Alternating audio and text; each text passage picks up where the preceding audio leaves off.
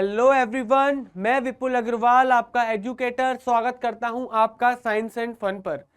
तो बच्चों, हमने बिजनेस स्टडीज का चैप्टर नंबर 1 स्टार्ट करा है, जिसमें कि हम आपको बिजनेस के बारे में बता रहे हैं। बच्चों, इस लेक्चर से पहले वाले लेक्चर में हम लोगों ने बिजनेस के बारे में आप लोगों को बताया था कि एक बिजनेस होता क्या है, उसके फीचर्स क्या होते हैं, उसके ऑब्जेक्टिव्स क्या होते हैं। ये सारी चीजें हमने लास्ट क्लास में बहुत डिटेल में डिस्कस करी थी बच्चों आपके साथ।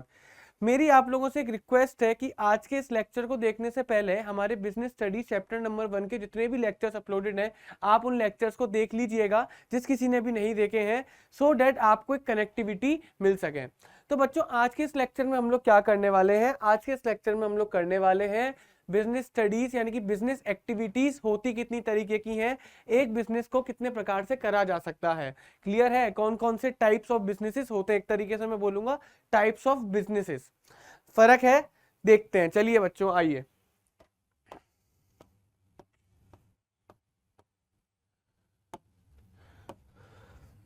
तो बच्चों, मैंने आप लोगों को बताया था इकोनॉमिक एक्टिविटीज के बारे में कि इकोनॉमिक एक्टिविटीज वो एक्टिविटीज जिन एक्टिविटीज को करने के बाद आप लोग पैसा मिलता है, आप लोगों को पैसा मिलता है। उन एक्टिविटीज का आप क्यों करते हो? क्योंकि आपको पैसा कमाना होता है। क्लियर है? उसमें फिर मैंने बताया था पैसा आप 3 एक्टिविटीज से कमा सकते हैं। पहली एक्टिविटी बिजनेस कर लो, दूसरी एक्टिविटी प्रोफेशन कर लो, तीसरा एक्टिविटी था आपका किसी की नौकरी यानी कि एम्प्लॉयमेंट कर लो। ये 3 तरीके से आप पैसा कमा सकते थे। सर, उसमें से हम लोग बात करेंगे पहले पहले एक्टिविटी की, जो थी हमारी बिजनेस एक्टिविटीज। हमने बिजनेस के बारे में लास्ट क्लास में पढ़ा था। आज की इस क्लास में करने वाले हम लोग डिस्कशन बिजनेस एक्टिविटीज होती कितनी तरीके की हैं, यानी कि इकोनॉमिक एक्टिविटी के 3 टाइप थे, बिजनेस, प्रोफेशन, एम्प्लॉयमेंट। उसमें से बिजनेस एक्टिविटीज के भी टाइप्स होते हैं। आज हम उन सारे टाइप्स को बच्चों जानेंगे। मेरे पीछे जो चार्ट है उसमें इन सारे चार्ट्स के बारे में, इन सारी एक्टिविटीज के बारे में बच्चों लिखा गया है। आइए देखते हैं, आइए देखते हैं। सर, बिजनेस एक्टिविटीज जो है 2 पार्ट के अंदर डिवाइड होती हैं। पहला पार्ट इंडस्ट्री, दूसरा part commerce. Business activities are divided into 2 part. The first part is industry and the second part is commerce. Sir, industry कितने टाइप की होती है? सर, इंडस्ट्री 3 टाइप्स की होती है। पहला प्राइमरी, सेकेंडरी, टर्शियरी।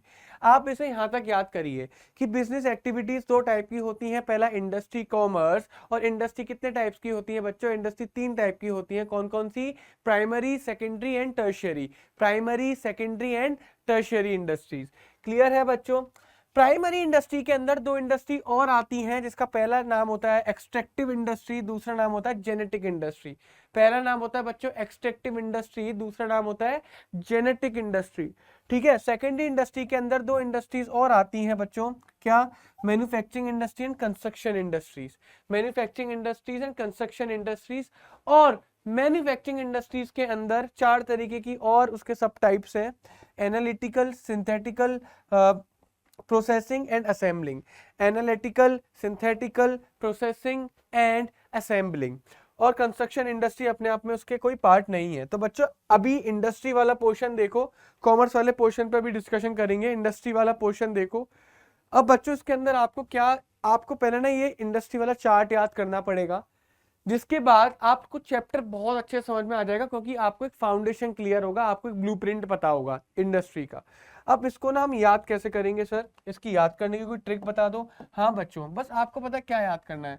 आपको बच्चों याद करना है, आपको बच्चों याद करना है इंडस्ट्री 3 टाइप की होती है। पहली बच्चों प्राइमरी, दूसरी बच्चों क्या होती है? सेकेंडरी, थर्ड होती है बच्चों टर्शियरी।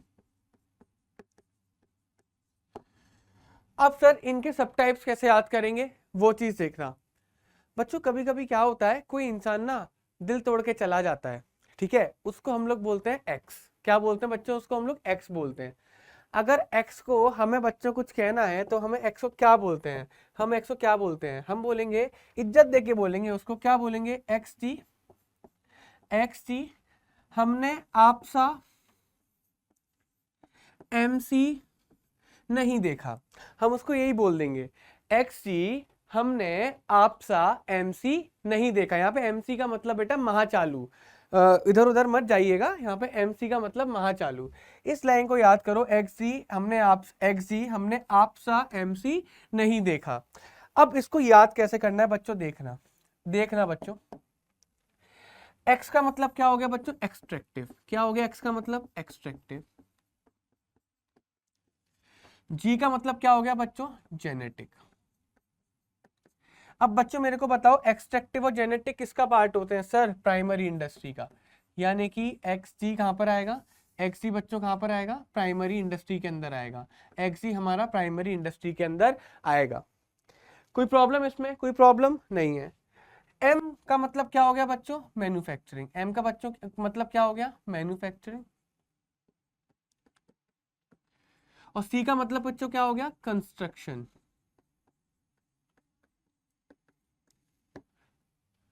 तो मैन्युफैक्चरिंग और कंस्ट्रक्शन कहां पर आते हैं बच्चों? सेकेंडरी के अंदर आते हैं। मैन्युफैक्चरिंग और कंस्ट्रक्शन।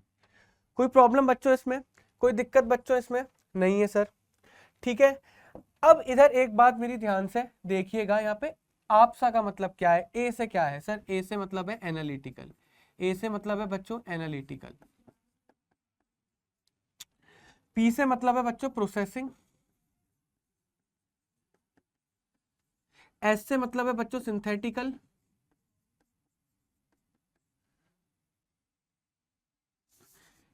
सिंथेटिकल। और ए से मतलब है बच्चों असेंबलिंग। क्लियर है? तो ऐसे करके आपके आगे शॉर्ट फॉर्म मैंने बना के रख दी है। तो बेटा सी भी 4 पार्ट में डिवाइड होता है। किस किस में बच्चों? सॉरी सी नहीं, एम भी 4 पार्ट में आप लोगों का डिवाइड होता है बच्चों। किस किस में डिवाइड होता है? एम 4 पार्ट में। एम 4 पार्ट में डिवाइड होगा आपसा में, ए पी एस ए।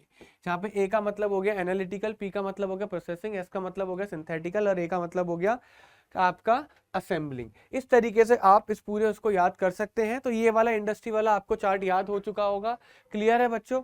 अब बच्चों बात आती है कॉमर्स वाले साइड की। अब बच्चों बात आती है क्या? कॉमर्स वाली साइड की। देखो कॉमर्स वाले में फिर आपको दो चीजें याद करनी है, ट्रेड और ऑक्सिलरीज टू ट्रेड। ये आप बस दो चीजें याद कर लो बच्चों, क्या? ट्रेड और ऑक्सिलरीज टू ट्रेड। अब देखो कॉमर्स जो ये कॉमर्स वाला जो पार्ट है ना, ये बहुत आसानी से आपको याद हो जाएगा। इसमें कोई शॉर्ट फॉर्म की आपको प्रॉब्लम नहीं आएगी। मेरी बात को देखो, ट्रेड और ऑक्सिलरीज टू ट्रेड। ट्रेड बेटा दो तरीके की होती है, इंटरनल और एक्सटर्नल। इंटरनल ट्रेड में अगेन दो चीजें आती है, होलसेल ट्रेड और रिटेल ट्रेड। ये आप लोगों ने ना अपनी डेली लाइफ में यूज करते हो, तो इसे याद करना बहुत आसान है। क्लियर है? ट्रेड दो तरीके की होती है, internal trade, external trade. Internal trade के भी दो पार्ट होते हैं, होलसेल ट्रेड और रिटेल ट्रेड। और एक्सटर्नल ट्रेड के तीन पार्ट होते हैं sir, import trade, export trade and interport trade. Import trade, export trade and interport trade.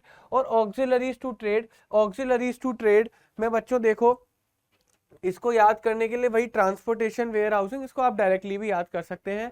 Transportation where housing, insurance, क्या बोलते हैं आपका, एडवर्टाइजमेंट, बैंकिंग एंड फाइनेंस। तो बच्चों इस तरीके से आपको ये वाला पूरा चार्ट याद हो जाएगा। इस चार्ट को पहले याद करिएगा, देन उसके बाद इस चैप्टर में आगे बढ़िएगा। क्योंकि ये जब चार्ट याद हो जाएगा ना, आपको सारे टॉपिक समझना बहुत आसान हो जाएंगे। सारे टॉपिक समझना आपको बहुत आसान हो जाएंगे। आओ तो बच्चों हम लोग स्टार्ट करते हैं इंडस्ट्री के साथ। So industry refers to an activity which converts raw material into useful product। यानी कि बच्चों इंडस्ट्री का मतलब क्या होता है? हमने बिजनेस एक्टिविटीज में पहला जो बिजनेस एक्टिविटी का पार्ट था इंडस्ट्री, उस वर्ड का मतलब हम लोग जान रहे हैं कि इंडस्ट्री होता क्या है। इंडस्ट्री हमारी वो एक्टिविटी होती है जिस एक्टिविटी में हम लोग अपने रॉ मटेरियल को कन्वर्ट करके सर एक फिनिश्ड प्रोडक्ट बना देते हैं, एक यूजफुल प्रोडक्ट बना देते हैं। आप लोग बच्चों देखते होंगे कि हम लोग जब बाजार में कुछ खाने पीने जाते हैं तो हम लोग ना फिनिश प्रोडक्ट खाते हैं। लाइक आपका क्या बोलते हैं, मान के चलो मोमोज खाने गए, तो मोमोज में फिनिश प्रोडक्ट आते हैं। मोमोज के अंदर जो फिलिंग होती है, आपकी कैबेज की जो फिलिंग होती है, एक्चुअल में कैबेज एक रॉ मटेरियल था या नहीं था? तो रॉ मटेरियल को हमने किस में कन्वर्ट कर दिया? रॉ मटेरियल किस में कन्वर्ट कर दिया? फिनिश प्रोडक्ट में कन्वर्ट कर दिया। वो जो मैदा था, जो मैदा क्या था? एक रॉ मटेरियल था नहीं था, उसको फिनिश प्रोडक्ट में कन्वर्ट कर दिया। तो जहां पर रॉ मटेरियल को फिनिश प्रोडक्ट में कन्वर्ट कर दिया जाए, वही एक्टिविटी होती है सर हमारी इंडस्ट्री। तो industry includes activity related to the production and processing as well as activity related to the rearing and reproduction of animals and other living species. Sir तो इंडस्ट्री के अंदर आता क्या है? रॉ मटेरियल को finish product में convert करने के लिए क्या करना पड़ता है? सर या तो आपको प्रोडक्शन करना पड़ेगा, प्रोसेसिंग करना पड़ेगा। दोनों का मतलब एक ही होता है। या तो भाई किसी चीज को प्रोसेस करो, उसको उसके ऊपर टाइम व्यतीत करो, उसको अलग अलग तरीके के अलग अलग जरियों से उस चीज को पास आउट करो, या फिर प्रोडक्शन करो। यार उसकी शेप चेंज करो, उसके साथ कोई कॉम्बिनेशन करो, सो डैट वो एक नए प्रोडक्ट में चेंज हो जाए। या तो उसे प्रोड्यूस करो या उसको प्रोसेस करो। या फिर इंडस्ट्री के अंदर और क्या चीजें आती है सर, हम लोग rearing and reproduction of animals भी कर सकते हैं और अदर लिविंग स्पेसीज भी कर सकते हैं। कहने का मतलब रियरिंग ऑफ एनिमल्स की एनिमल्स का देखभाल कर सकते हैं, उनसे जो प्रोडक्ट बनता है वो भी इंडस्ट्री में ही काउंट होता है। हम लोग बच्चों ब्रेकफास्ट में अंडे खाते हैं, अंडे कहाँ से आते हैं सर, रियरिंग ऑफ एनिमल्स ही तो होता है। अंडे कहाँ से आए अंडे, हम लोग उन मुर्गियों का ध्यान रखते हैं जिन मुर्गी हमें अंडे देती हैं, तो that is called the industry, वो भी एक इंडस्ट्री का पार्ट है, rearing of animals. Reproduction of animals हम लोग क्या करते हैं, हम लोग ना कभी अपने पेट डॉग वगैरह लेकर आते हैं, पेट कैट लेकर आते हैं बाजार से खरीद के, तो कैसे आती है, हमें एनिमल्स के अंदर रिप्रोडक्शन करवाना पड़ता है, देन उन एनिमल्स के जो फिर बच्चे होते हैं ना उनको मार्केट में सेल करते हैं, ये भी सर एक इंडस्ट्री का पार्ट है। एक्चुअल में बच्चे हो तो रहा है प्रोडक्शन ही, आप अगर गौर से देखेंगे अंडों का प्रोडक्शन सर, जानवरों का प्रोडक्शन हो तो प्रोडक्शन ही रहा है, बट उसको हम लोग प्रोडक्शन नहीं बोलकर हम लोग उसको क्या बोलेंगे, रिप्रोडक्शन एंड रियरिंग। रियरिंग मतलब एनिमल्स का प्रोडक्ट यूज करना, जो एनिमल्स हम लोगों को देते हैं, गाय हमें दूध देती है, मुर्गियां हमें अंडे देती हैं, यानी कि हम लोग जानवरों को काट के चिकन वगैरह भी खा लेते हैं ना, वो चीज भी रियरिंग का ही पार्ट है। और रिप्रोडक्शन जहाँ पर कि जानवर बिकते हैं, जैसे पुराने जमाने में घोड़ों की बहुत ज्यादा डिमांड थी, क्योंकि मोटर व्हीकल्स नहीं थे तो घोड़ों की बहुत ज्यादा डिमांड थी, तो घोड़ों की जब डिमांड ज्यादा थी तो घोड़ों का क्या करवाना पड़ता होगा बेटा, रिप्रोडक्शन ज्यादा करवाना पड़ता होगा। तो घोड़ा एक महंगा, एक काफी कॉस्टली एसेट था एक टाइम पर। ठीक है, तो अब इंडस्ट्री भी तीन पार्ट्स में डिवाइड करी गई है, primary, secondary and tertiary. Industry भी तीन टाइप की होती है, प्राइमरी, सेकेंडरी एंड टर्शियरी। आओ बच्चों, अब इनके बारे में डिटेल में पढ़ते हैं। Primary industry includes all those activities which are connected with the extraction of natural resources and reproduction of living species। मैंने अभी क्या बोला सुनो, ध्यान से सुनना। एक ना आप चेन को समझो बच्चों, आप ना एक चेन को समझो ध्यान से। सर हम बात करते हैं, जैसे मान के चलो हमने बात करी किसकी, हम क्या करते हैं बच्चों, नेचुरल रिसोर्सेज से, हम लोग नेचर से, नेचुरल से, नेचर से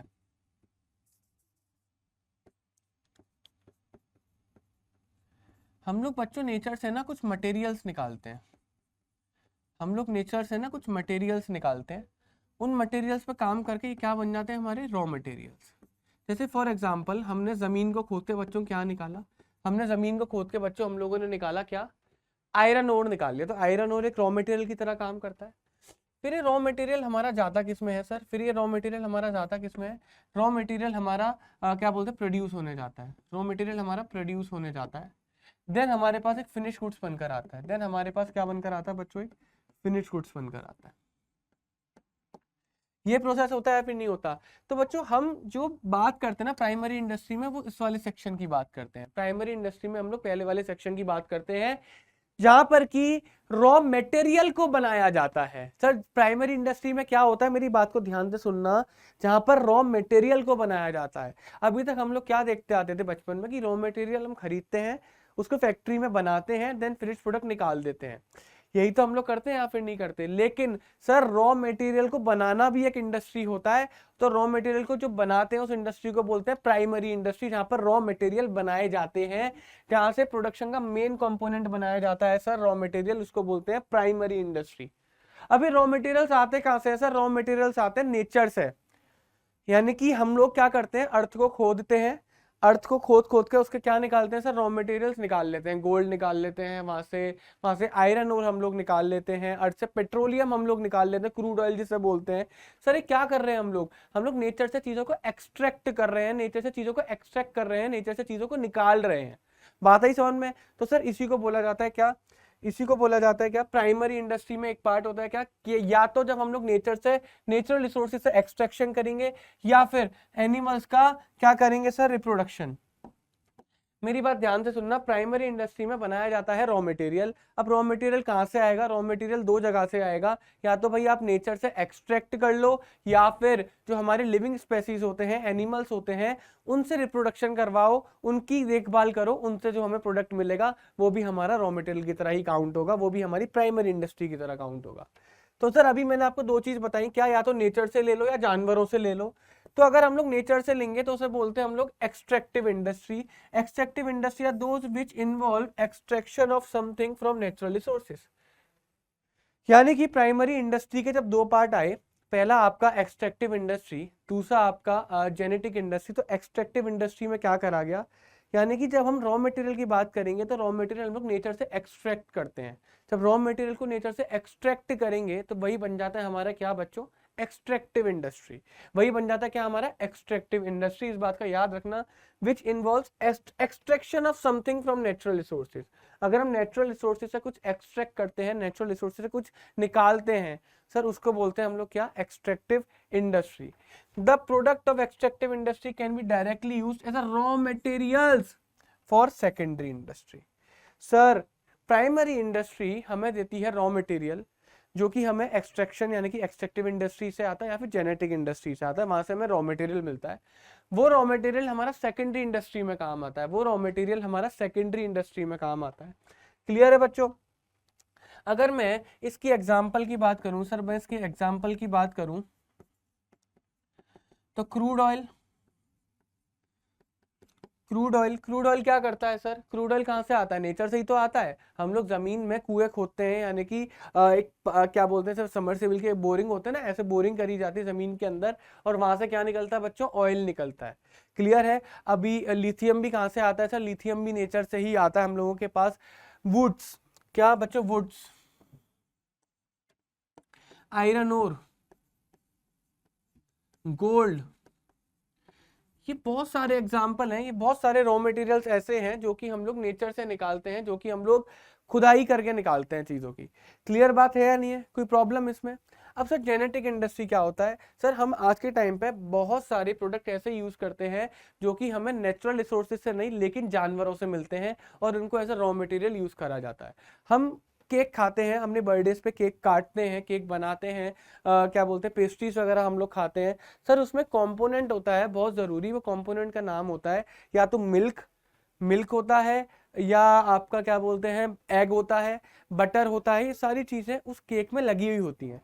तो सर केक तो एक फिनिश प्रोडक्ट है, लेकिन जब केक बनाया जा रहा होगा तो हमारा एग को, बटर को, मिल्क को as a raw material use करा नहीं होगा, करा गया होगा। अब उससे भी थोड़ा एक कदम पहले चलेंगे तो इन रॉ मटेरियल आए कहाँ से, ये एग आया कहाँ से, ये मिल्क आया कहाँ से, ये बटर आया कहाँ से, ये सर सारी चीजें कहाँ से आई, एनिमल से आई, एनिमल से आई, लिविंग स्पेसीज से आई। तो जो इस प्रोसेस को नाम दिया जाता है वो दिया जाता है genetic industry. The industry which involve in the activities of rearing and breeding of living organism, जैसे birds, plants, animals are known as the genetic industry. हम लोग क्या करते हैं सर, इन्हीं चीज़ों से तो क्या, इन चीज़ों से चीज़ें बनाते हैं और उनको फिर क्या करते हैं बच्चों, अपनी उन चीज़ों को यूज़ करते हैं। जैसे फॉर एग्जांपल बर्ड्स रहा, प्लांट्स रहा, प्लांट्स को भी जेनेटिक में ही माना जाता है क्योंकि लिविंग ऑर्गेनिज्म होता है प्लांट्स भी बच्चों। क्लियर है? एनिमल्स एक्सेट्रा, जैसे मान के चलो हमने गाय से दूध ले लिया, क्लियर है, तो दूध ऐसा रॉ मटेरियल कितनी सारी चीज़ों में काम आता है, तो हमारा जेनेटिक इंडस्ट्री का पार्ट है। हमने मुर्गियों से अंडे ले लिए, वो हमारा जेनेटिक इंडस्ट्री का काम है। क्यों, हम जानवरों की देखभाल वगैरह करते हैं। हम मान के चलो मैं तो नहीं करता, लेकिन मेरा एक फ्रेंड है जो कि बच्चों क्या करता है, कुत्ते बेचने का काम करता है, यानी कि जो पपीज है ना उनको सोल्ड करने का काम करता है, सेल करने का काम करता है।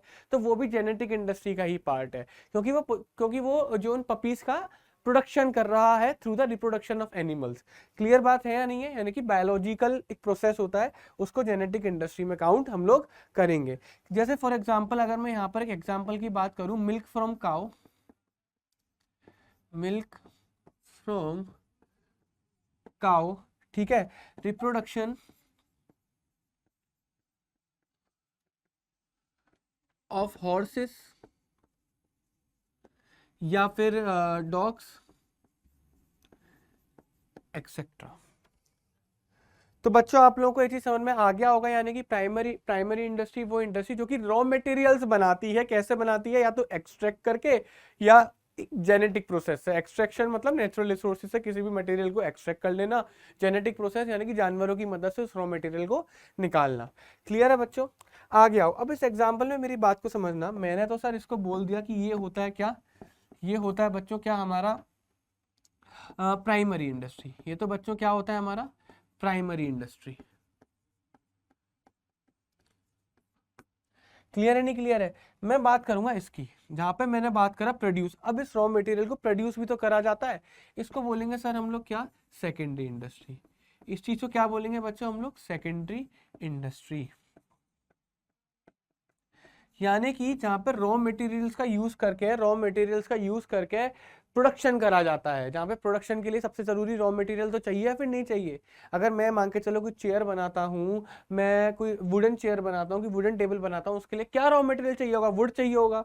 तो वुड आपका आएगा प्राइमरी इंडस्ट्री से, देन वो सेकेंडरी इंडस्ट्री में एज रॉ मटेरियल ट्रांसफर होगा, देन उसका फिनिश गुड्स बनकर निकल कर आएगा, यही तो होगा। तो सेकेंडरी इंडस्ट्री में क्या होता है सर, प्रोडक्शन। सेकेंडरी इंडस्ट्री में क्या होता है, प्रोडक्शन। आइए देखते हैं। The secondary industry makes use of the products which are extracted and produced in the primary industry. इस बात का ध्यान रखना सर, सेकेंडरी इंडस्ट्री क्या करता है, सेकेंडरी इंडस्ट्री उन रॉ मटेरियल्स का यूज करता है जो कि प्राइमरी इंडस्ट्री से एक्सट्रैक्ट होकर आए हैं। यानी कि प्राइमरी इंडस्ट्री में जो रॉ मटेरियल बनाए गए उन्हीं का सेकेंडरी इंडस्ट्री यूज करता है, as a raw material, and उसके बाद उस रॉ मटेरियल को प्रोसेस करके फिनिश गुड्स को प्रोड्यूस करता है। ध्यान से सुनना, प्राइमरी इंडस्ट्री ने क्या दिए, रॉ मटेरियल दिए, सेकेंडरी इंडस्ट्री उन रॉ मटेरियल्स को अपने पास लेगा, उसको प्रोड्यूस करेगा, देन फिनिश गुड्स बनाकर दे देगा। क्या हुआ सर, देखो ध्यान से, प्राइमरी इंडस्ट्री ने क्या बनाया, प्राइमरी इंडस्ट्री ने सर बनाए रॉ मटेरियल्स। प्राइमरी इंडस्ट्री ने बनाए सर रॉ मटेरियल्स, ठीक है। अब इन रॉ मटेरियल्स को ट्रांसफर करा जाता है सर कहां पर, सेकेंडरी इंडस्ट्री में। कहां पर ट्रांसफर करा जाएगा, सेकेंडरी इंडस्ट्री में। यानी कि इन रॉ मटेरियल्स को ट्रांसफर कर दिया गया कहां पर, सेकेंडरी इंडस्ट्री में। और सेकेंडरी इंडस्ट्री क्या करेगी सर, प्रोडक्शन करके वो क्या निकालेगी सर, फिनिश गुड्स। क्या निकालेगी सर, वो फिनिश गुड्स। बात आ गई होगी समझ में, यहाँ पर नहीं आ गई होगी। यानी कि जो प्राइमरी इंडस्ट्री ने रॉ मटेरियल्स को एक्सट्रैक्ट करा था, उसको सेकेंडरी इंडस्ट्री यूज में लेती है for the production of finish goods. For example, mining of gold is done in the primary industry, but jewelry is manufactured in the secondary industry. Sir gold जो निकाला जाता है, गोल्ड जो extract करा जाता है, वो प्राइमरी इंडस्ट्री में करा जाता है। यानी कि गोल्ड जो होता है, गोल्ड ओर जो होता है, वो आपका एक रॉ मटेरियल बन गया। देन वो जब सेकेंडरी इंडस्ट्री में रॉ मटेरियल पहुंचा, तो सेकेंडरी इंडस्ट्री उस गोल्ड को कन्वर्ट करके ज्वेलरी बना देती है। हो सकता है इयररिंग्स बना देगी, हो सकता है रिंग बना देगी, या कोई नेकलेस वगैरह बना देगी। क्लियर है बच्चों? तो सेकेंडरी इंडस्ट्री के भी दो टाइप होते हैं, पहला क्या, मैन्युफैक्चरिंग, दूसरा बच्चों क्या, कंस्ट्रक्शन इंडस्ट्री। आइए देखते हैं मैन्युफैक्चरिंग इंडस्ट्री क्या होता है। आइए देखते हैं, सुन रखा होगा आपने मैन्युफैक्चरिंग इंडस्ट्री के बारे में। आइए बच्चों देखते हैं। Manufacturing industries are engage in the process of conversion of raw material और semi finished goods into the finished goods. Manufacturing industry का एक ही काम होता है बच्चों, ध्यान से सुनना, जो कि कन्वर्ट करती है रॉ मटेरियल को फिनिश गुड्स में। सर मैन्युफैक्चरिंग इंडस्ट्री का एक ही काम होता है, क्या, conversion of raw material into finish goods. तो manufacturing industries are engaged in the process of conversion of raw material into finish goods. इसे याद रख लो sir, conversion of raw material into finish goods, ये काम होता है किसका, मैन्युफैक्चरिंग इंडस्ट्री का। This industry create utility by changing the form of raw material into finish goods. Sir ये क्या करते हैं, अभी ये जो हमने रॉ मटेरियल को कन्वर्ट करा फिनिश गुड्स में, इससे क्या हुआ सर, एक प्रोडक्ट की यूटिलिटी बढ़ गई। यानी कि वो प्रोडक्ट एक ह्यूमन के लिए ज्यादा यूजफुल बन गया। अगर एक लकड़ी का मान के चलो टुकड़ा मैं अपने यहाँ पर रख लूंगा, क्या मेरे किसी काम का है, ये नहीं होगा। लेकिन अगर उस लकड़ी के टुकड़े से मैं एक चेयर बनवा लूं, तो वो चेयर मेरे काम की है या नहीं है। या तो मैन्युफैक्चरिंग इंडस्ट्री ने क्या करा, रॉ मटेरियल जिसकी यूटिलिटी कम थी उसको कन्वर्ट कर दिया फिनिश प्रोडक्ट में, यानी कि उसकी यूटिलिटी बढ़ा दी, उसकी पावर बढ़ा दी। यानी कि पहले जो लकड़ी थी वो मेरी वांट्स को सेटिस्फाई नहीं कर पा रही थी, बट एक चेयर मेरी वांट्स को अच्छे तरीके से सेटिस्फाई करेगी, यानी कि उसकी यूटिलिटी बढ़ गई। Timber is converted into the furniture, cotton into cloth, ये चीज इसके एग्जाम्पल है। यानी कि क्लॉथ हमारे ज्यादा यूटिलिटी का होता है, हमारे लिए ज्यादा यूजफुल होता है एज कंपेयर टू नॉर्मल उसका रॉ मटेरियल कॉटन के। कॉटन तो उड़ता रहेगा ना यहाँ, अब हम कॉटन का क्या करेंगे, कॉटन तो बेकार है हमारे लिए, लेकिन अगर उस कॉटन को चेंज करके क्लॉथ बना दिया तो क्लॉथ हमारे बड़े काम का है। तो ऐसे काम कौन करेगा सर, मैन्युफैक्चरिंग इंडस्ट्री करेगी। अब इसके कुछ टाइप्स देखो, analytical industry. Sir the basic raw material is broken into different parts to produce the finished goods. इसका सबसे अच्छा एग्जांपल बच्चों होता है क्या, मिल्क। सर मिल्क से ना, मिल्क को डिवाइड कर दिया जाता है बहुत सारे प्रोडक्ट में, यानी कि मिल्क से आप पनीर भी बना सकते हैं, मिल्क से आप क्रीम भी बना सकते हैं, मिल्क से आप बटर भी बना सकते हैं, मिल्क से आप कर्ड भी बना सकते हैं, छाछ भी बना सकते हैं, कितने सारे प्रोडक्ट मिल्क से बन सकते हैं। यानी कि जहां पर एक रॉ मटेरियल की हेल्प से आपको बहुत सारे प्रोडक्ट मिले, उस रॉ मटेरियल की हेल्प से आपको बहुत सारे प्रोडक्ट मिले, उसको बोलते हैं बच्चों क्या, एनालिटिकल इंडस्ट्रीज। का दूसरा एग्जाम्पल होता है बच्चों क्या, क्रूड ऑयल।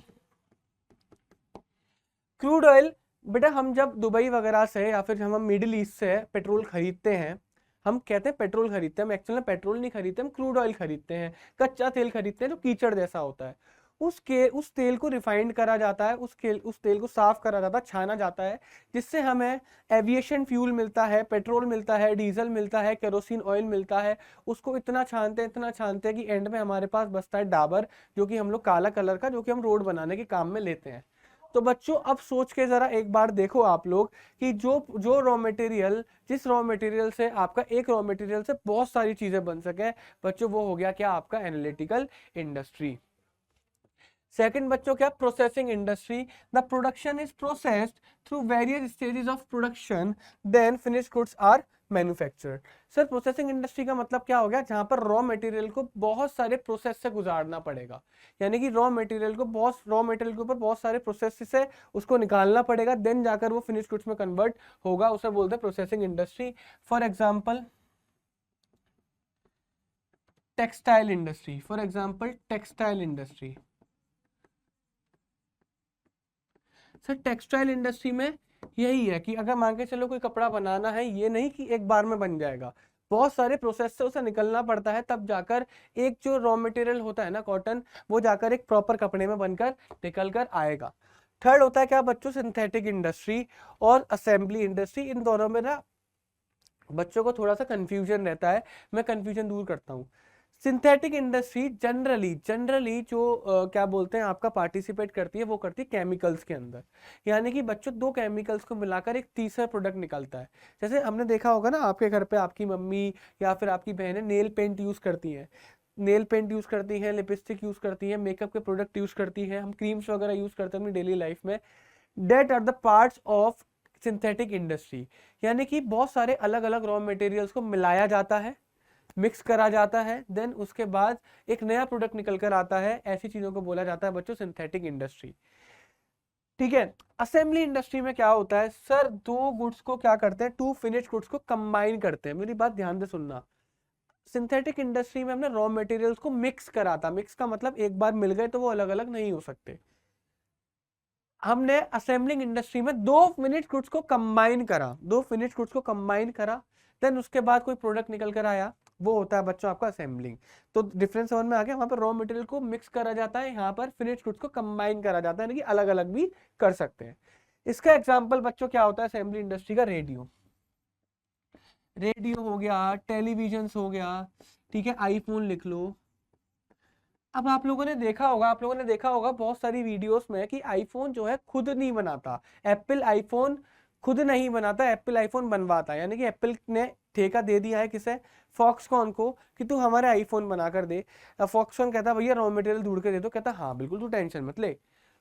एप्पल ने क्या करा, डीलिंग करना स्टार्ट करा, सैमसंग से बोला तुम स्क्रीन बनाओगे, तो स्क्रीन अपने आप में फिनिश प्रोडक्ट है। सोनी से बोला तुम कैमरा बनाओगे, कैमरा अपने आप में फिनिश प्रोडक्ट है। किसी और कंपनी को बोला कि तुम क्या बोलते हैं इसकी चिप बनाओगे, किसी को बोला तुम इसकी सिलिकॉन चिप बनाओगे, किसी और कंपनी को बोला स्पीकर बनाओगे, किसी को बोला सेंसर बनाओगे, किसी कंपनी को बोला सॉफ्टवेयर बनाओगे। तो ऐसे करके क्या करना, एप्पल ने अलग अलग कंपनी से उनके प्रोडक्ट यानी कि फिनिश प्रोडक्ट खरीदे, और फॉक्सकॉन ने उनको असेंबल कर दिया। मैंने क्या बोला, असेंबल कर दिया, कंबाइन कर दिया, तो आपके पास एक फिनिश प्रोडक्ट निकल कर आ गया। तो फॉक्सकॉन ने क्या करा था, सारे फिनिश प्रोडक्ट को कंबाइन करा था। लेकिन सिंथेटिक इंडस्ट्री में रॉ मटेरियल्स को मिक्स करा जाता है, तब जाकर एक नया प्रोडक्ट निकल कर आता है। क्लियर है? जो हम क्रीम्स वगैरह यूज करते हैं सबसे अच्छा एग्जाम्पल वो है। लड़कियां जो अपना मेकअप का सामान यूज करती हैं वो सबसे अच्छा एग्जाम्पल है इसका। नेक्स्ट बच्चों आता है construction industry. These industries are concerned with the construction of building, dams, road etcetera etcetera. Sir क्या होता है कंस्ट्रक्शन इंडस्ट्री में?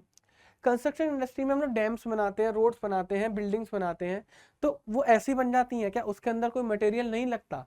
सर लगता है, उसके अंदर मटेरियल लगता है, उसके अंदर रॉ मटेरियल लगता है, जो कि एक्चुअल में कहाँ से आया? कंस्ट्रक्शन सेकेंडरी इंडस्ट्री का पार्ट है। तो अगेन कंस्ट्रक्शन इंडस्ट्री यूज कर रही है उन रॉ मटेरियल्स को जो कि प्राइमरी इंडस्ट्री में बने थे, यानी कि सरिया को यूज करना, ठीक है, सरिया को यूज करना, आपको सीमेंट्स को यूज करना। क्लियर है? और भी बहुत सारे एडिसिव्स आते हैं, और भी बहुत सारी चीजें आती हैं जो कि कंस्ट्रक्शन इंडस्ट्री में यूज करी जाती हैं।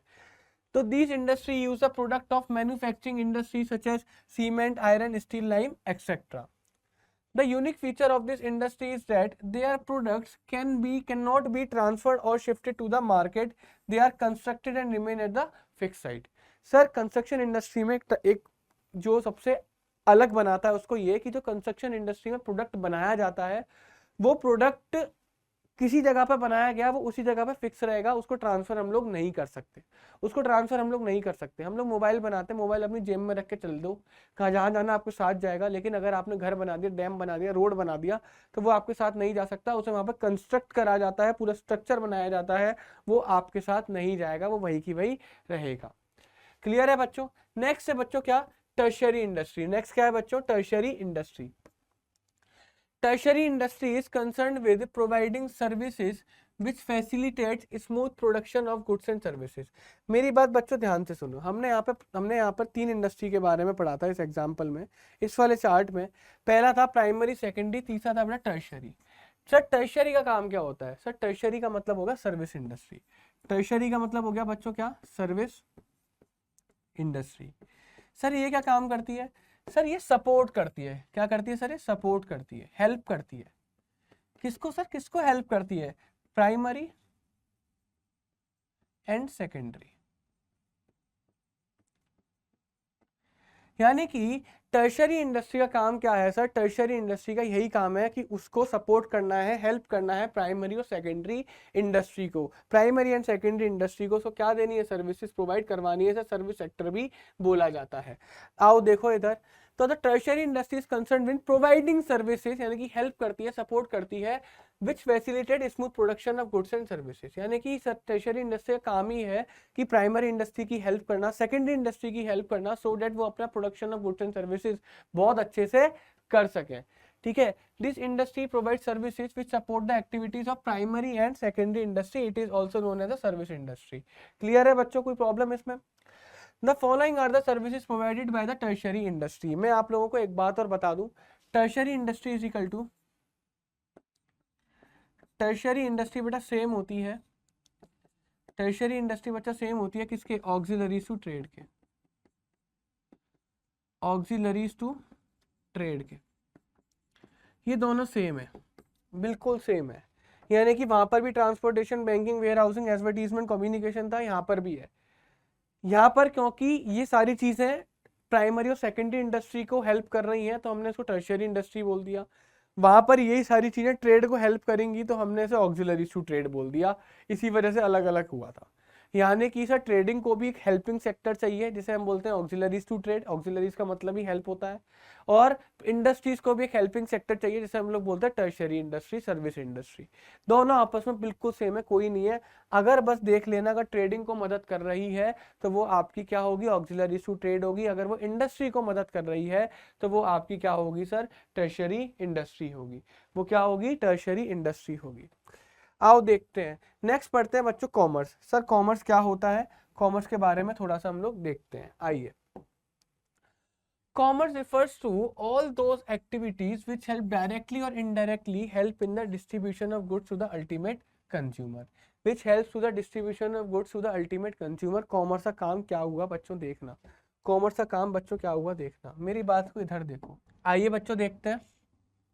हमने बच्चों इंडस्ट्री पढ़ा था। इंडस्ट्री में क्या हुआ था, इंडस्ट्री में हमें गुड्स मिले थे, सर्विसेज मिली थी, ये चीज हमने बनाए थे इंडस्ट्री के अंदर हमने गुड्स एंड सर्विसेज को बनाया था। क्लियर है या नहीं है सर? गुड्स एंड सर्विसेज तो किसके लिए बनाया था? कंज्यूमर के लिए। किसके लिए बनाया था? कंज्यूमर के लिए, है ना भाई। मान के चलो कोई भी प्रोडक्ट बनाया जा रहा है सर, मिल्क प्रोडक्ट बनाए जा रहे हैं, सीमेंट बनाया जा रहा है, किस लिए बनाया जा रहा है? ताकि कंज्यूमर कंज्यूम कर सके। सर बनाया तो एक जगह जाएगा, कंज्यूमर तो बहुत सारी जगह बैठा है, कंज्यूमर को पता कैसे चलेगा ये चीज प्रोडक्ट प्रोड्यूस हो रही है? बहुत सारी प्रॉब्लम्स खड़ी होती हैं, और उन सारी प्रॉब्लम्स का सॉल्यूशन कौन देता है? कॉमर्स देता है। मतलब कॉमर्स ध्यान रखेगा, जो गुड्स एंड सर्विसेज इंडस्ट्री के अंदर बनाए गए वो किसके पास पहुंच जाए? वो कंज्यूमर के पास पहुंच जाए। कैसे पहुंचेंगे उसका ध्यान रखेगा सर कॉमर्स। प्रॉब्लम्स होती हैं, पहले प्रॉब्लम डिस्कस करेंगे कंज्यूम, और उसके बाद कॉमर्स के फंक्शंस को डिस्कस करेंगे, यानी कि कॉमर्स काम क्या करता है, इन चीज़ों को हम लोग आगे डिस्कस करते हैं। तो अगर हम यहाँ पर देखें बच्चों, अगर हम यहाँ पर देखें तो commerce refers to all those activity which help directly और indirectly help in the distribution of goods to the ultimate consumer. Sir commerce का काम ही ये होता है कि जो गुड्स बने हमारे प्राइमरी इंडस्ट्री में वो कंज्यूमर के पास तक डिस्ट्रीब्यूट हो जाए, वो कंज्यूमर के पास तक पहुंच जाए। ये काम कौन देखेगा सर? कॉमर्स देखेगा। क्लासिफिकेशन ऑफ कॉमर्स, कॉमर्स को भी दो कैटेगरीज में डिवाइड करा गया, पहला ट्रेड और दूसरा एड्स और ऑक्सिलरीज टू ट्रेड। पहला सर ट्रेड, दूसरा और एड्स और ऑक्सिलरीज टू ट्रेड। यानी कि ट्रेड में क्या होगा वो देखेंगे। ऑक्सिलरीज टू ट्रेड का मतलब क्या हो गया सर? वो जो कि ट्रेड की हेल्प करे, यानी कि ये जो हमारा टर्शरी सेक्टर के बराबर होता है, ये हमारा टर्शरी सेक्टर भी बच्चों होता है। आओ देखते हैं फंक्शंस ऑफ कॉमर्स। कॉमर्स काम क्या करता है? Help in removing the hindrance of person, help in removing the hindrance of person. There is no direct relation between, देखो इसको ना बड़े आसानी से समझते हैं, देखना इधर ध्यान से। सर ये बैठा एक प्रोड्यूसर, ये बैठा सर एक कॉमर्स, सॉरी एक कंज्यूमर। ये क्या करेगा सर? ये क्या करेगा? ये बीच में ना कुछ पर्सन्स को लगा देता है। कॉमर्स का काम क्या हो गया? कंज्यूमर और प्रोड्यूसर के बीच में कुछ पर्सन लेकर आना, जो कौन होते हैं सर? होलसेलर और रिटेलर। यानी कि प्रोड्यूसर को बहुत ज्यादा प्रॉब्लम होगी अगर वो डायरेक्टली कंज्यूमर को सामान बेचेगा। होगी नहीं होगी? क्योंकि प्रोड्यूसर एक ही जगह पे बैठा हुआ है ना, एक ही किनारे पे बैठा हुआ है, उसे पूरे इंडिया का, पूरे मार्केट का कैसे पता होगा कि मेरा प्रोडक्ट किस कोने में जाकर बिकने वाला है? उसे नहीं पता होगा। और ऐसे ही कंज्यूमर के आगे भी प्रॉब्लम आएगी, क्योंकि कंज्यूमर पूरे इंडिया में फैला हुआ है, पूरे मार्केट में फैला हुआ है, उसे कैसे पता लगेगा कि ये वाला गुड्स उस कोने में बन रहा है? बात ही समझ में आप नहीं आई? तो इससे क्या एक नीड जनरेट हुई। अब सोचना इस चीज को, एक नीड जनरेट हुई, काश बीच में कोई पर्सन होता जो हमारे लिए वहां से गुड्स खरीद के लेकर आकर हमें बेच देता। ये होता नहीं होता? वहीं पर सर जन्म हुआ होलसेलर और रिटेलर का। यानी कि ये कुछ पर्सन्स हैं, अभी इनके बारे में हम लोग सीखेंगे बच्चों। ये कुछ पर्सन्स हैं जिन्होंने कि क्या करा? डिस्ट्रीब्यूशन को आसान कर दिया। सर जिन्होंने क्या करा? डिस्ट्रीब्यूशन को आसान कर दिया। क्लियर बात है या नहीं है स्टूडेंट्स? बहुत आसान है। यानी कि होलसेलर और रिटेलर पर्सन आए जिन्होंने डिस्ट्रीब्यूशन को आसान कर दिया, यानी कि hindrance of person, problem of person को दूर कर दिया। क्लियर है? आओ देखो, there is no direct relation between the producer and the consumer. Producer consumer के बीच में कोई डायरेक्ट रिलेशन नहीं है। Trade help in exchange of goods and services from producer to consumer and hence remove the hindrance between producers and consumer. Sir trading क्या help करता है? Sir trading यही तो हेल्प करता है कि प्रोड्यूसर का सामान कंज्यूमर तक पहुंच जाए।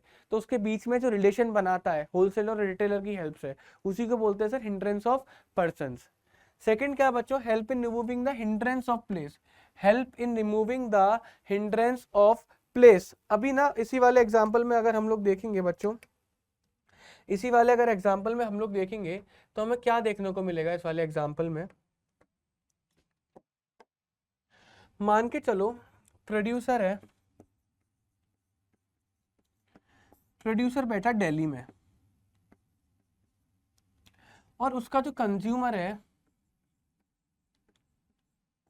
वो बैठा ऐसा कोलकाता, मुंबई भी है एक, कन्याकुमारी भी है एक, इतनी सारी जगह पर उसके कंज्यूमर बैठे हुए हैं। प्रोड्यूसर को प्रॉब्लम क्या आएगी? यार मैं बना तो दिल्ली रहा हूँ, अब सामान वहां तक पहुंचेगा कैसे? सर एक प्रॉब्लम क्रिएट हुई कि सामान वहां तक पहुंचेगा कैसे? सर इसमें जन्म हुआ किसका? ट्रांसपोर्ट का। ये भी कॉमर्स का ही पार्ट है ना, ट्रांसपोर्ट। इसमें जन्म हुआ किसका? ट्रांसपोर्ट का। तो कॉमर्स का दूसरा क्या है कि सर हिंड्रेंस ऑफ प्लेस को रिमूव करता है। Goods are produce at one place where the consumer scattered in different corner of the country. Consumer तो अलग अलग जगह फैला हुआ है, गुड्स बन रहा है एक जगह पर, उन दोनों के बीच में गैप है। उस गैप को कौन पूरा करेगा? उस गैप को ट्रांसपोर्ट सेगमेंट पूरा करेगा बच्चों। थर्ड है helps in removing the hindrance of time. Helps in removing the hindrance of time. आओ इस चीज को देखते हैं, helps in removing the hindrance of time. इस चीज को बच्चों देखते हैं। मान के चलो मैंने बच्चों जैकेट बनाई, मैंने बच्चों क्या बनाई? जैकेट बनाई। जैकेट बना दी मैंने मई में। क्लियर है या नहीं है? अब जो मेरा कंज्यूम जो होगी, वो जैकेट जो कंज्यूम होगी, वो कंज्यूम होगी बच्चों जाके नवंबर में। बीच में सर 6 महीने का गैप है। बीच में कितने महीने का गैप है? 6 मंथ्स का। अब ये 6 महीने के लिए प्रोडक्ट को मैं रखूंगा कहाँ पर? 6 महीने के लिए प्रोडक्ट को रखूंगा कहाँ पर? कुछ मत करो, वेयर हाउस में रख दो। कहाँ रख दो बच्चों? वेयर हाउस में रख दो। कहाँ पर रख दो? वेयर हाउस में रख दो। यानी कि कुछ गुड्स ऐसा होता है जो कि पूरे साल में कभी भी बनेगा, लेकिन उसका कंजम्पशन खाली एक पर्टिकुलर टाइम पर होगा। जैसे हम लोग सर्दियों में गर्म कपड़े पहनते हैं, जैकेट, स्वेटर और वुलन क्लोथ पहनते हैं, वो बनते तो बच्चों पूरे साल है, लेकिन कंजम्पशन एक पर्टिकुलर पॉइंट ऑफ टाइम पर होगा। तो सर उसमें गैप आता है, टाइम गैप आता है। उसी टाइम को कौन पूरा करता है? वेयर हाउस करता है पूरा। ठीक है, ये तो पहला हो गया, जहां पर बनता पूरे साल है, कंज्यूम एक टाइम पर होगा। क्लियर बात है या नहीं है? सेकंड, मान के चलो बच्चों मैंने मैंगो की खेती करी। मैंगो की खेती बच्चों कब आती है निकल कर? मैं कहता हूँ अप्रैल से लेकर जून तक आती है। अप्रैल मई जून 3 महीने मैंगोस आते हैं। लेकिन मैंगो का जो कंजम्पशन होता है, मैंगो का जो कंजम्पशन होता है वो फुल ईयर होता है। यानी कि गुड्स बन रहा है एक पर्टिकुलर टाइम पर है, लेकिन उसका कंजम्पशन पूरे साल होने वाला है। सर इस केस में भी टाइम गैप आया, क्योंकि उसी टाइम पे मैंगोज हमें पूरे साल के लिए रखने पड़ेंगे ना। इसमें भी गैप आया, उस गैप को कौन पूरा करेगा? Warehouse. यानी कि जहां पे टाइम गैप आ गया कि गुड्स बन किसी और टाइम पे रहा है, गुड्स कंज्यूम कहीं और टाइम पर हो रहा है, टाइम गैप आ गया, उस टाइम को कौन पूरा करता है? वेयर हाउसिंग पूरा करता है। आओ देखते हैं। Some goods are produced some goods are produced in a particular season but are demanded throughout the year, for example mango, potato. On the other hand, some goods are produced throughout the year but are demanded in a particular season, for example woolen clothes. यानी कि कुछ goods ऐसे होते हैं जो particular season में बनते हैं लेकिन पूरे साल कंजम्पशन होता है, लेकिन कुछ गुड्स ऐसे होते हैं जो पूरे साल बनते हैं लेकिन पर्टिकुलर सीजन में डिमांड होता है। दोनों चीजों में वेयर हाउसिंग ही क्या करेगा? इनको, the warehousing segment commerce help in removing the problem of time gap. Time gap को दूर कर देगा। कोई बन कहीं और रहा है, कंज्यूम किसी और दिन होगा, बन किसी टाइम पर है, कंज्यूम किसी और टाइम पर होगा, दोनों के बीच में टाइम गैप है, कौन पूरा करेगा? Warehouse. हम बोलेंगे जाके अपने गोदाम में रख दो, वही काम वेयर हाउस करता है। Helps in removing the hindrance of exchange. The goods and services produced by the manufacturer are sold to buyer in exchange of money. The common medium of exchange is circulated by the banking branch of commerce, removing the hindrance of exchange. हम लोग, आपने भी बच्चों ने 10th class में पढ़ा हुआ एक सिस्टम, बार्टर सिस्टम पढ़ा होगा। बार्टर सिस्टम के अंडर क्या होता था कि एक गुड्स को खरीदने के लिए दूसरा गुड्स देना पड़ता था, यानी कि एक्सचेंज ऑफ गुड्स चलते थे। बहुत प्रॉब्लम थी उस सिस्टम के साथ। वहां से एक क्या बोलते हैं चीज आई निकल के, करेंसी जिसे बोला। तो currency as a medium of exchange use करा, जिसमें अगर आपको कोई गुड्स चाहिए तो आप आराम से वो गुड्स लेकर आ जाओ और उसे बदले में गुड्स नहीं देकर आओ, अब कुछ नोट दियाओ, पैसे दियाओ। बात आई समझ में? यहाँ पे नहीं आई तो सर क्या हुआ कि बैंकिंग सिस्टम आने की वजह से हमारा जो एक्सचेंज ऑफ मनी था बहुत ज्यादा आसान हो गया। अब लोगों को टेंशन नहीं आती कि इससे सामान खरीदना है तो उसमें पहुंचाऊं क्या, बदले में कुछ तो देना पड़ेगा। तो बैंकिंग सिस्टम ने बोला ठीक है, तुम बदले में क्या करो, सामान मत दो, नोट दे देना, पैसे दे देना, करेंसी दे देना, मनी दे देना, जो कि हम तुम्हें प्रोवाइड करवाएंगे। तो बैंकिंग सिस्टम ने क्या करा? एक्सचेंज को, हिंड्रेंस ऑफ एक्सचेंज को रिमूव करा। फिफ्थ है बच्चों क्या? Hindrance in removing the helps in removing the hindrance of risk. Sir सुनो मेरी बात, जब भी हम बिजनेस करते हैं, जब भी हम ट्रेड करते हैं ना, अब भाई हमने बात करी क्या, वेयर हाउस में सामान रखा हुआ है, ट्रांसपोर्ट होकर सामान एक जगह से दूसरी जगह पर जा रहा है, सर इसके बीच में क्या रिस्क नहीं होगा? हाँ जी सर बिल्कुल होगा। क्या वेयर हाउस में सामान खराब होने का खतरा है या नहीं है? हाँ जी सर है। रास्ते में सामान एक जगह से दूसरी जगह जा रहा है, खराब होने की टेंशन है या नहीं है? चोरी होने की टेंशन है या नहीं है? हाँ जी सर है। तो यानी कि एलिमेंट ऑफ रिस्क मौजूद है, खतरा मौजूद है। इंश्योरेंस सेक्टर उस खतरे को दूर कर देता है। वो कहता है कि तुम हमें छोटा सा अमाउंट पे करो, एक नॉमिनल अमाउंट पे करो। अगर तुम्हारे साथ कुछ गलत हुआ, तुम्हारे गुड्स टूट गए, फूट गए, खराब हो गए या फिर चोरी हो गए, तो उसका भुगतान बेटा हम लोग करेंगे, इंश्योरेंस कंपनी करेगी। So the different type of risks which a businessman has to face, the insurance branch of the commerce, the insurance branch of the commerce help in removing the hindrance of risk। एक businessman को अपने business के अंदर बहुत सारे risk को face करना पड़ता है, इंश्योरेंस सेक्टर उस रिस्क को क्या कर देता है? रिमूव कर देता है। Helps in removing the hindrance of knowledge, helps in removing the hindrance of knowledge. Sir एक कंज्यूमर को पता ही नहीं है मार्केट के अंदर कि उसका प्रोडक्ट, कि उसे जो चीज की जरूरत है क्या वो एक्चुअल में मार्केट में बन रही है या फिर नहीं बन रही, बात ही समझ में या फिर नहीं। आप लोग देखते होंगे बड़ी बड़ी कंपनीज एडवर्टीजमेंट करती हैं, जिससे हमें पता लगता है अरे वाह इससे तो हमारी लाइफ आसान हो जाएगी। तो हमें क्या मिला? हमें एक नॉलेज मिली कि हमारी जरूरत के लिए मार्केट के अंदर ये वाला प्रोडक्ट भी है। ठीक है, तो कंज्यूमर को वो नॉलेज कैसे मिलेगी सर? थ्रू द एडवर्टीजमेंट मिलेगी, एडवर्टीजमेंट के थ्रू वो नॉलेज मिलेगी कंज्यूमर को। Generally, the consumer and the buyer are unaware about the new goods produced by the manufacturer, as there is no direct communication between the manufacturer and the ultimate consumer। तो generally यही होता है। बहुत अच्छी अच्छी चीजें हमारे इंडिया में बन रही हैं, but due to the lack of advertisement, due to the lack of marketing, due to the lack of communication, वो चीजों के बारे में हम लोगों को नहीं पता। बात ही समझ में या फिर नहीं आई? क्यों नहीं पता? क्योंकि कम्युनिकेशन नहीं हो रहा, एडवर्टीजमेंट नहीं हो रही। अगर कम्युनिकेशन एडवर्टीजमेंट होने लगे तो हम जो अनअवेयर बैठे हैं वो अवेयरनेस हमारे अंदर आ जाएगी। अच्छा हमारे पास ये प्रोडक्ट भी अवेलेबल है, हम ये चीज भी खरीद सकते हैं अपनी लाइफ को आसान करने के लिए। तो कॉमर्स का जो एडवर्टीजमेंट ब्रांच ऑफ कॉमर्स है वो इस प्रॉब्लम को क्या करता है? दूर करता है। क्लियर है स्टूडेंट्स? कोई प्रॉब्लम? तो बच्चों आज की क्लास में बस इतना ही। इसके बाद हम लोग नेक्स्ट लेक्चर में इस वाले पूरे चैप्टर को, चैप्टर नंबर 1 को ओवर कर देंगे। तब तक के लिए बच्चों bye bye, take care everyone.